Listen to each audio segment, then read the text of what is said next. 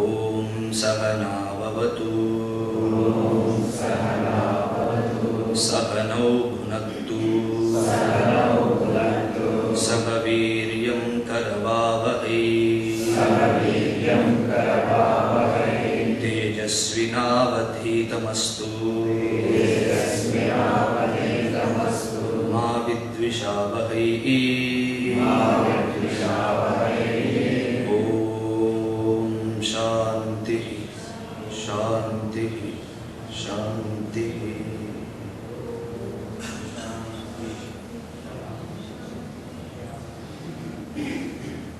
I'm extremely happy, and from the deepest core of my being I'm feeling that this is an opportunity to be blessed by the all-pervasive presence of Swami Chinmayananda. This is really something great, because today if Vedanta is thriving, Vedanta is able to help the people, it is not because of Prem Siddhartha or not because of somebody. Because the foundation for the Vedantic study is done by Pujya Chinmayananda Swamiji. And when we closely try to see Swamiji's time, when he was trying to do this job, it was considered blasphemy to teach Vedanta to public. And he is the first one to introduce the concept called Jnana Yajna. Now everyone is using that name, Jnana Yajna, Jnana Yajna. And that word is coined by Swami Chinmayananda. A lot of people don't know that. He is the one, because he studied in the Himalayas, in the proximity of Swami Tapovanam and many other great masters of Shastra. Then he thought that Himalayan knowledge should come to the ordinary person, a lay person, in the language which he can understand. It should be given. So at that time, traditional people never felt happy with Swami Chinmayananda because he is doing something. They considered it's all unholy to give Vedantic knowledge to ordinary people. But because of his grace, today every person who can understand what Vedanta is, in fact, lot of people, we can see thousands, are being benefited by that Vedanta. So I really consider it a blessing. So a place where people are united in the name of Chinmayananda, and uniting in the name of Chinmayananda is not a fanatic idea or sectarian idea, because Chinmayananda for me represents Brahma Vidya, not a person. Chinmayananda represents Brahma Vidya, that's all. So we are all here for that purpose of Brahma Vidya. So I am so happy. And also would like to tell you that unless one properly understands the way, the vision of the Veda, it is not possible for anyone, though we become member of this or that, but just by following on the periphery, we will not be able to see what that bliss of life is. So today we chose one topic called Vedanta and emotional growth or maturity or sophistication or anything we can use. When we see Shastra, Shastra says, hey man, you have 3 levels of sadhana. Not one level, 3 levels of sadhana are there. And first we shall also question what is sadhana. The sadhana, sadhyam anena iti sadhanam. Sadhana is that by which the sadhyam is gained. And here sadhyam is moksham, jivan mukti. And that sadhyam called jivan mukti is gained by certain sadhana, certain means. That is called sadhana. And in how many levels it is? Shastra says 3 levels it is. What is the level 1? They say Jnana Yogyata Prapti. First stage of sadhana should be done only for this, not for moksha. The stage 1 sadhana is not in any way directly related to moksha, not sakshat sadhanam, not direct means, but it is very important because it gives you the qualification. Okay, So without acquiring, without gaining a certain qualification, if I start taking up the journey of spirituality, I will end up in some confusion. Right, sir? So without qualification, if you try to do something, that doing will become a source of headache for you. Please think. And spiritual life is no exception to that. If I am not qualified enough, if I am not competent enough, then taking to spiritual journey is also a problem.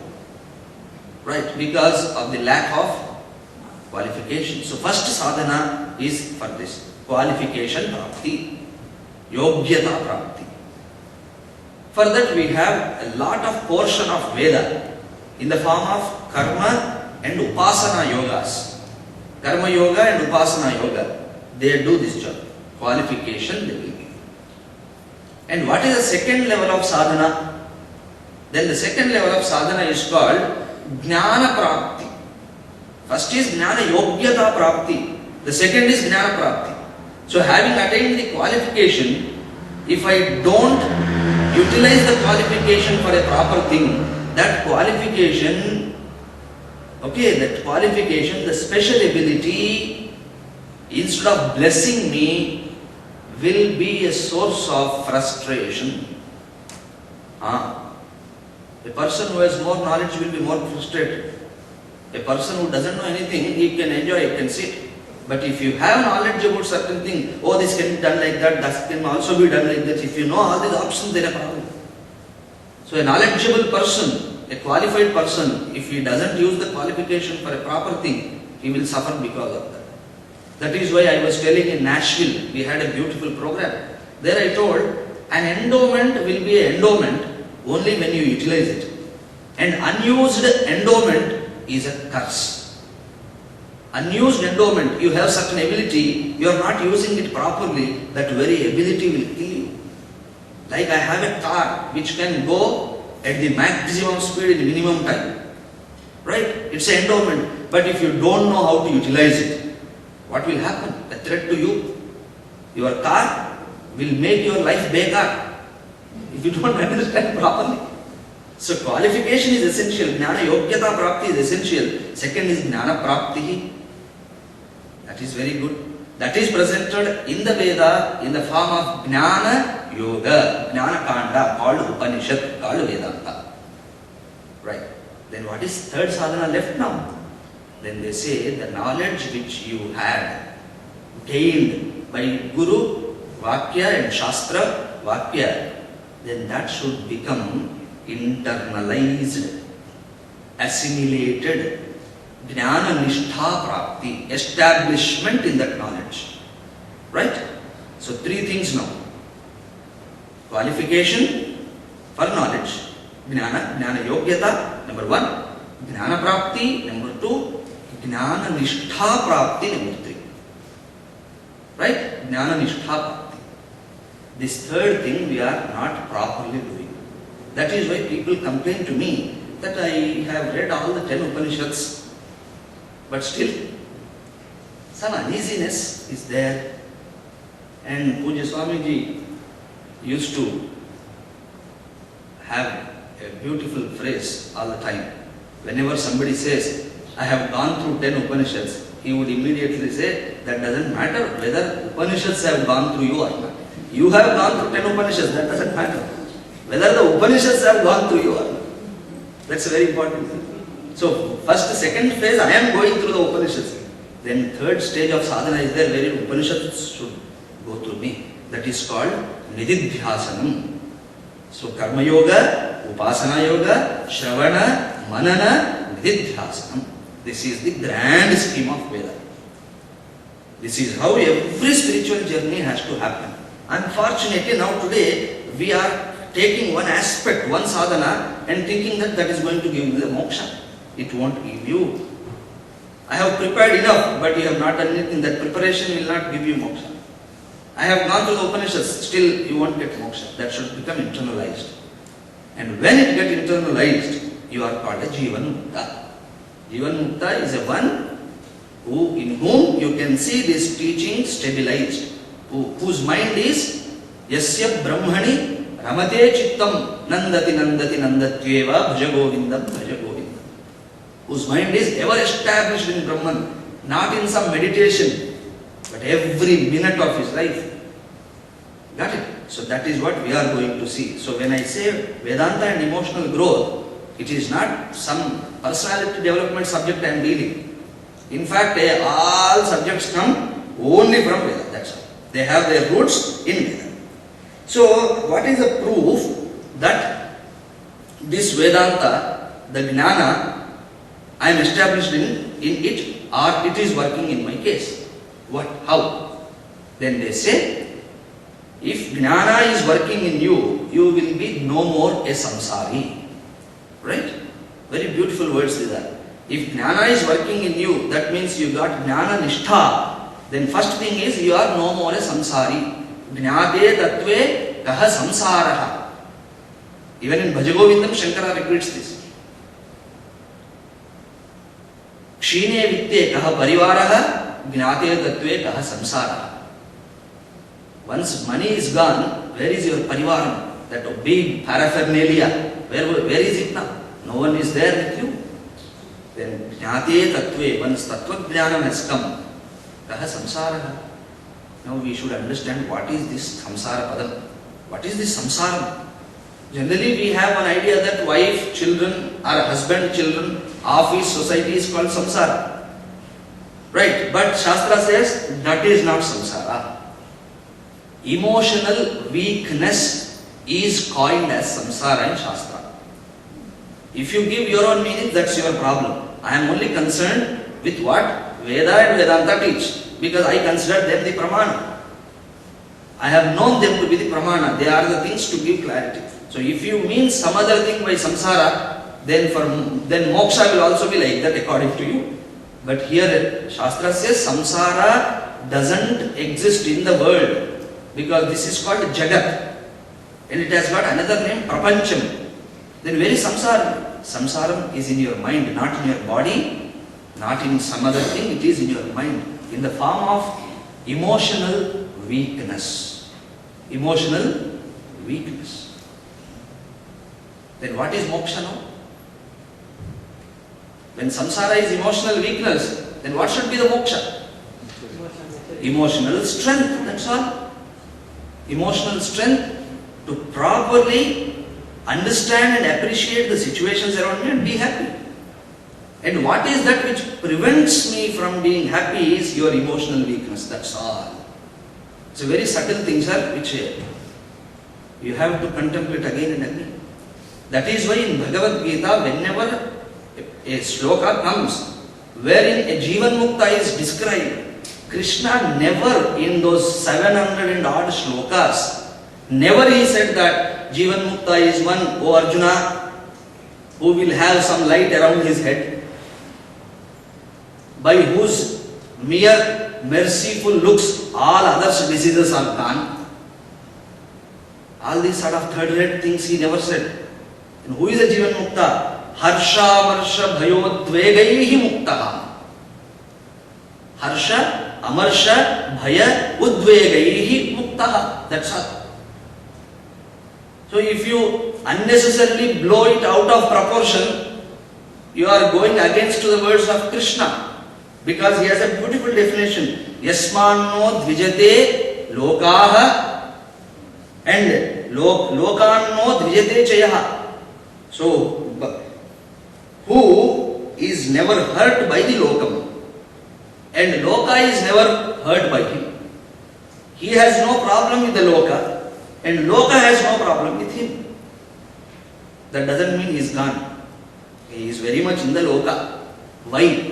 Why he has no problem with the Jagat? And why he won't take it? He is not a problem to the Jagat. Because Harsha, Amarsha, Bhaya, Udvegaihi Muktaha. Harsha is joy. Amarsha, all sorts of different other things. And Bhaya is a fear, etc. Then Udvegaihi, Harsha, Amarsha, Bhaya, Udvegaihi, anxiety. These are things. He is mukta from that. Now please tell me, what I have just enumerated, elation, joy, or jealousy, etc., etc., anxiety, they belong to your body or whom? They belong to your mind. Am I right? So what is bandhanam? Bandhanam is emotional problem, that's all. Otherwise everything is as good as it is. And they are perfectly okay except we. So whenever we use this word samsara, you should mean only emotional problems. And emotional problem is not a problem, it is because of your weakness. Now this shloka is really wonderful. It says, now this mukta is the liberated person, the Jivan Mukta is not mukta from wife, not mukta from children, not mukta from society. Okay, where can you run away? Suppose if you consider liberation is liberating yourself, an escape or freedom from the society, when you go to Himalayas, do you think it is not society? We tell, Vedanta says, Vaikuntham is a part of samsara. What to speak of this small Himalaya? Vaikuntham, which generally we consider to be the Paramapadam, they say that is also samsara. And all religions look for some heaven. Heaven is a part of samsara, we say. Because going and coming is called samsara. Where you go, from where you come, that coming back is called samsara. That is ajnana. So even if you go to Vaikuntha, nothing great will happen. You have to come back. Why? Because you have gone.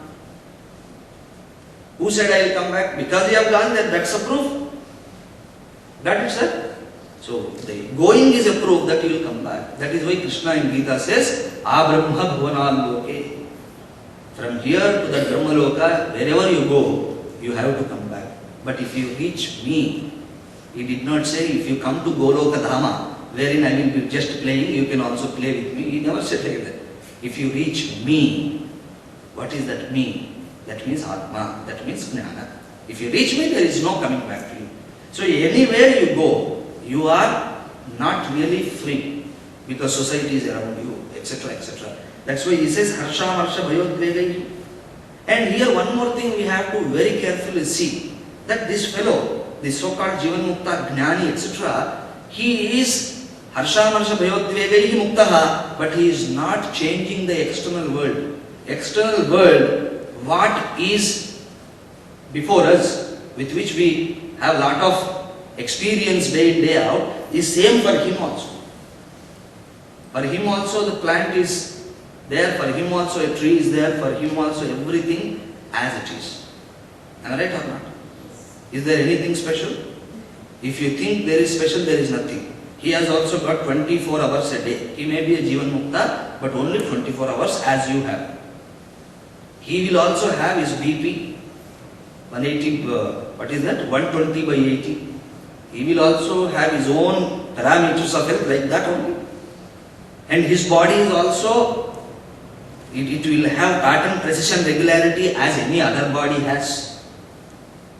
So that means external things are just same. External world is just same. The external aspects are just same. And generally I think the external conditions are making me, disturbing me. But he is not disturbed. That means external things, though as they are, he has something in him which is giving, which is responsible for this great thing. Then what is that? That means his emotional immunity. People also ask me a lot of times that how shall I know that I am already maybe a Jivan Mukta? A lot of people have this doubt actually. Maybe I am already a Jivan Mukta. I tell that no need to worry so much. Simple logic is there. If you eat food, okay, I eat food. If food is assimilated, what is that you will get? Strength you will get. Alright? If food is assimilated, what is the proof that food got assimilated? You have strength now. Same thing, if Upanishad is assimilated, Vedanta is assimilated, you will have strength. The food which you ate is converted into physical strength to do your activity, physical activity. Like that, this Vedanta Jnanam converts into emotional strength to deal with the world. The world which we mistake to be the source of Harsha Marshadi Vyavahar. So emotional strength. Now if I ask again, what is that strength? What is that strength called? Health, etc. Health is a strength. So what is that strength? Then we have to say that strength, that health is in the form of immunity. In the form of immunity. A sick person is here. A healthy person is also here. Then how to say he is sick, he is healthy? Because situation is same. Same bacteria is there. Same sort of virus is going on. And there is no healthy surrounding at all. If you want to see that I want a pakka healthy atmosphere, it's not available. Some or the other pollution is there. Some or the other pollutants are there. Some or the other problem will be there. But this fellow is a healthy person. This fellow is a sick person. Not because of the external situation, I tell you. Only because the healthy man has got immunity, wherein the bacteria enters into his being and it tries to do its job, but he has got such a immunity power that nothing, no difference will happen. But whereas here is another fellow whose immunity system is not that good, so little bacteria or something entering into him creates a problem. In fact, the bacteria which is cause for the disease doesn't know that I am causing a disease in this fellow. It is poor bacteria, it doesn't know anything. Because I don't have immunity to deal with that bacteria, that is the problem. Got it right? So external situation, in the case of physical health also same. Same thing is psychological thing. Now people say that I want to run away from home, I want to run away to somewhere. Where can you run away? I went to Siddhabari when I was traveling whole India. So when I was in Himachal Pradesh, I was about to go to McLeodganj. There I found out Siddhabari is nearby and Pujya Swamiji's Samadhi is there. So I went there to Siddhabari. There is a photograph wherein a caption is written of Chinmayananda Swami. He says, don't go onto the peaks for meditation. Don't go onto the peaks for meditation, but reach the peaks in meditation. What peak you can go? Even if you go to Everest, do you think you can stay there and do tapasya? No. It's not possible. Reach peaks here inside. So not escaping out, but that immunity should come. Right? That immunity should come. And in what way Vedanta gives you that immunity? This is the question.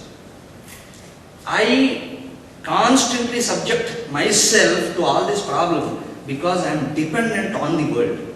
This is the basic problem.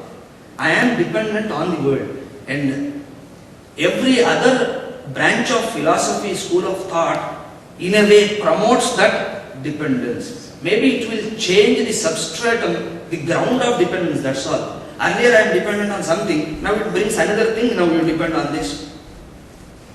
Now comes another person who says, don't depend on anybody, dependence is this, that, and he becomes a source of dependence now. What happened with J. Krishnamurti? Same thing.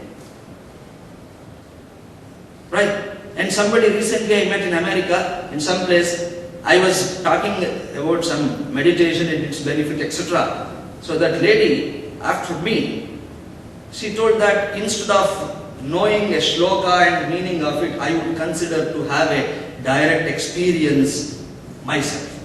I should not depend on anything. And our whole concept is never depend on anything and get that experience by yourself. And I was seeing, because I have already heard a lot of people saying like that, and even I have tried and failed whenever I tried for that. So I successfully failed in that. Right? So I know what our problem. They have not yet seen what real spiritual quest is, real spiritual journey. They are not even on the threshold of it. But I have seen all those things. So I was just keeping quiet and enjoying. Then after the lecture, everything is over, they have a program, 7-day program, wherein they will be teaching you some techniques, etc. etc. Then my question is, just now you said that one should experience by themselves. Then why hell, for what hell's sake you are here, let them experience. Why 7-day program again? Then they said, no, we will help you to experience. Why should you help? Such a Veda is available with a may I help you board in the hand. Why do I need you who doesn't know anything? So people don't know. What they are thinking, they don't know. What they are teaching, they don't know. Somehow. Recently somebody asked me in India that how to find a guru. I said every other fellow is a guru.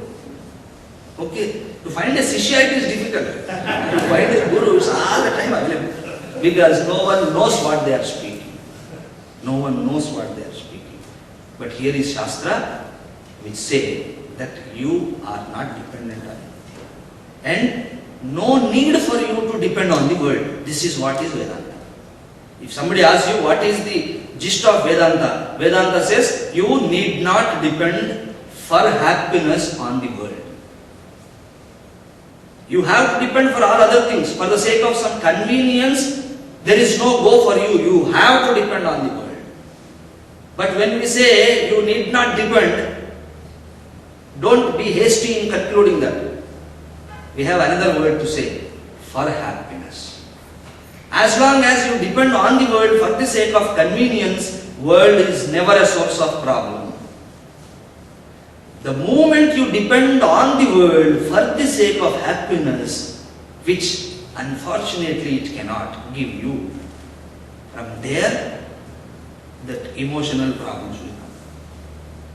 Right, sir? So emotional problem is there for me only because of this notion that I am in need of happiness.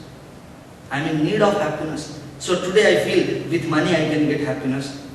And somebody says not by money, by doing some social service, etc., you will get happiness. Then I take to that. Then another fellow will come, all this is not possible, go inside.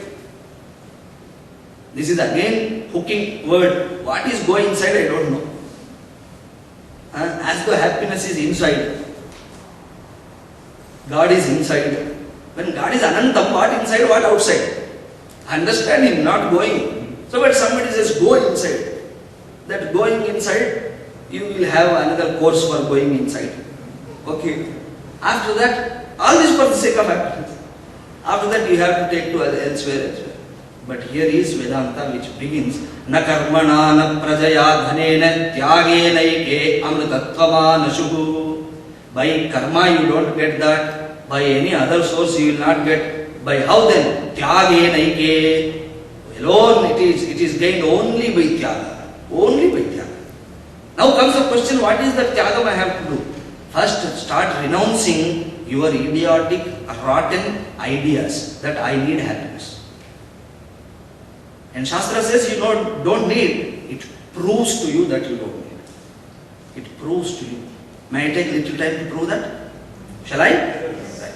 Though it is a bit serious talk, it is important, sir. I told you a lot of times, many a lecture I am telling, I am not here to entertain people. Entertainment can be done by so many people outside. Here is something which we should make proper use of, that's all.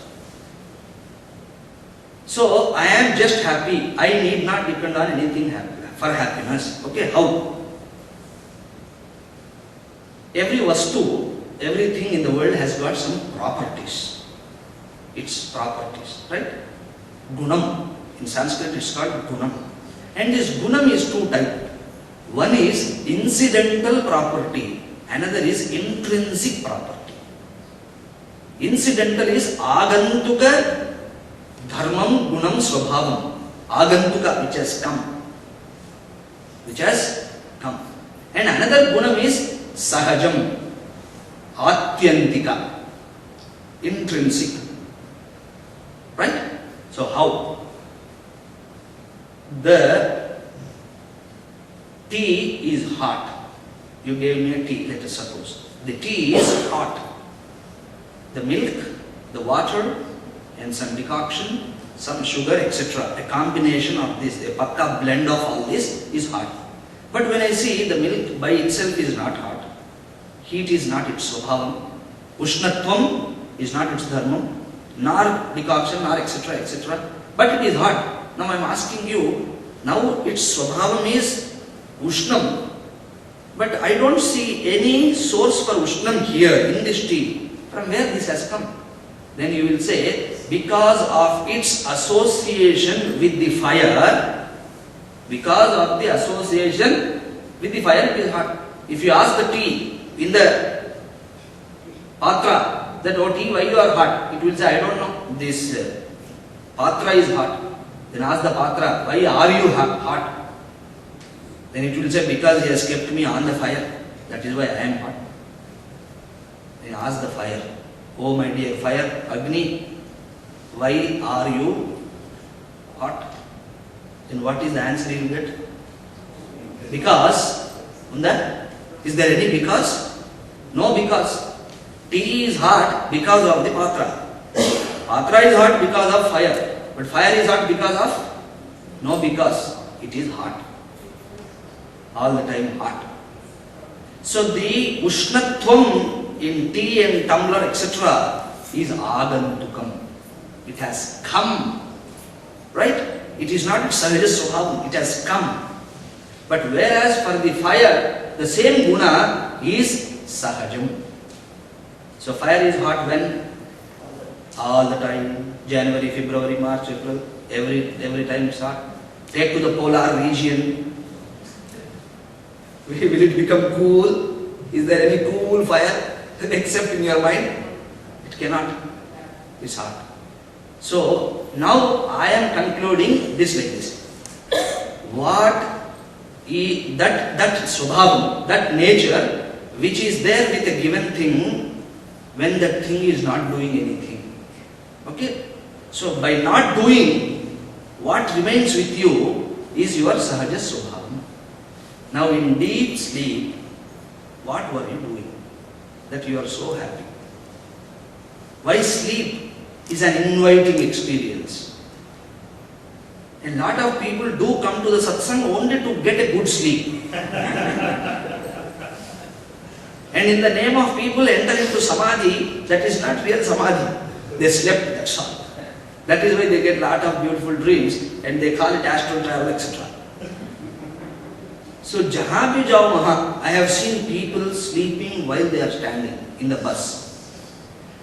So wherever chance comes, we are ready to sleep. So we are so eager to go into sleep, number one. And so reluctant to come from the sleep. That is also there, the second aspect of it. No one really likes to get up the time what he felt. If suppose a fellow is getting up exactly at the time which he presupposed to get, that means he has some health problem. That's all. If he is a healthy fellow, he feels like 5 more minutes he wants to sleep. So what does it mean? You want to go and you are reluctant to come. That means there is some inviting experience. Some experience which is so appealing to you. That's the reason why people sleep. Then why it is so inviting? Sir, just because I am happy there. Then why are you happy there? Because according to you, happiness comes only when your daughter gets married. Happiness will come to you only when your son settles. Happiness should come to you only when you construct one more house. And happiness has to come to you only when you buy a new car. Here nothing is there. In fact, you don't know who is your son, who is your father. In fact, you don't know who you are. Am I right, sir? Then why are you happy there? Because you have a great agenda, visible and hidden, for the sake of happiness. And seeing which everyone feels that, oh, nowhere he can become happy. Then while sleeping every day with that agenda written on a piece of paper under your pillow, you are so happy without accomplishing any one of them. Why? That shows that you are just happy by you are not doing anything, yet you are happy. That means your sahaja swabhavam is anandam. Such a beautiful logic it gives. And second, the logic Shastra gives to you that, hey man, please think one more aspect of it. Why is that you are not able to withstand unhappiness? Unhappiness is there with everyone. Sir, how are you? Chilla bhai, chilla. So everyone has got a big story of continuous suffering whenever he opens the mouth. And particularly when he sees a Swami, I need some time for your guidance. I will tell you, okay. Wherever you are, you tell me, I will come there. Otherwise, you please come. And lot of people found the best way nowadays. Swami, please come for Bhiksha. I said, okay, even I feel okay, they'll give something. And having gone, I am booked for good now. Because he begins from 73. He has to come to 2009. Okay. So, continuous story of suffering, oh suffering. So that means everyone literally says, I am not happy, I am not happy, I am not happy. Suppose let us say that not happy, being not happy or being unhappy is a sahaja avastha, because everyone feels that. Then if it's sahajam, why you want to get away from it? So a deep desire, a deep and constant effort in the form of everything, every action of yours is a constant effort to come out of unhappiness. Why you hate being unhappy if it is just sahajam accepted? That means I cannot withstand unhappiness because it's not my nature. Anything which is not your nature, you cannot withstand. Understand? Anything which is not yours, you cannot withstand. If you give me a piece of book like this, to hold the book for some time on the head, let us say, if I keep like this, maybe 100 grams or 200 grams book, if I keep, after some time I will get uneasy with that. But 5-6 kg head I am having on my shoulders. But never I feel that, what a weight I have on my shoulders. Because it is your sahajam. So asahajam, 100 grams also problem. Sahajam, some people are there, 95 kilos, just 95 kilos. They want to become slim, not for themselves. Because everyone says, ayo, ayo, ayo, then they want to take up some program. In fact, they will take up the program in the morning and eat what not. Some fellow went to the doctor, doctor, I want to become slim and look nice, I have to correct my figure. Then he said, no problem. In the night, try to eat chapatis, 4 chapatis. This fellow asked him, before food or after food?